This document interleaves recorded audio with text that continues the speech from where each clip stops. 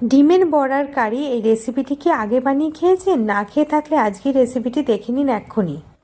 একটা বাটিতে বেসন নিয়ে তার মধ্যে 1 চামচ লবণ, 1 চামচ হলুদের গুঁড়ো, 1 চামচ লঙ্কার গুঁড়ো, পেঁয়াজ বাটা দিয়ে দেব। এরপর দুটো ডিম ফাটিয়ে এর মধ্যে দিয়ে দেব। এবার 1 চামচ আদা বাটা, 1 চামচ রসুন বাটা, গরম মশলার গুঁড়ো আর চিলি ফ্লেক্স আমি দিয়ে ভালোভাবে নাড়াচাড়া করে নেব। এইরকম একটা ব্যাটার তৈরি করে নিতে হবে। আমি কড়াইতে রিফাইন্ড অয়েল দিয়ে তার মধ্যে আমি ডিমের বড়াগুলি এক এক করে চামচের সাহায্যে দিয়ে তারপর ডিমের বড়াগুলিকে ভালোভাবে ভেজে নেব। এবার আমি ডিমের বড়াগুলিকে ভালোভাবে ভেজে নিয়েছি।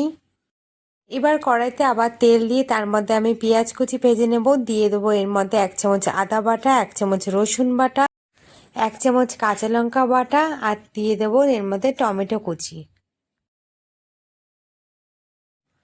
এরপর দিয়ে দেবো এর মধ্যে 1 চামচ হলুদের গুঁড়ো, 1 চামচ জিরের গুঁড়ো, 1 চামচ ধনের গুঁড়ো, 1 চামচ লবণ দেব, 1 চামচ কাশ্মীরি রেড চিলি পাউডার দেব। ভালোভাবে নাড়াচাড়া করে নেব। এর মধ্যে এবার আলুর টুকরোগুলো দিয়ে ভালোভাবে নাড়াচাড়া করে নেব। গরম মশলা গুঁড়ো দেব, তারপর আমি এর মধ্যে 1 বাটি জল দিয়ে দেব। এবার একটু নাড়াচাড়া করে নিয়ে এর মধ্যে আমি ভেজে রাখা ডিমের বড়াগুলি দিয়ে দেব। এবার 10 মিনিটের জন্য মিডিয়াম আঁচে ঢেকে রেখে দেব। 10 মিনিট পর ঢাকা খুলে দেখলাম যে আমার ডিমের বড়ার কারি এই রেসিপিটি তৈরি হয়ে গেছে।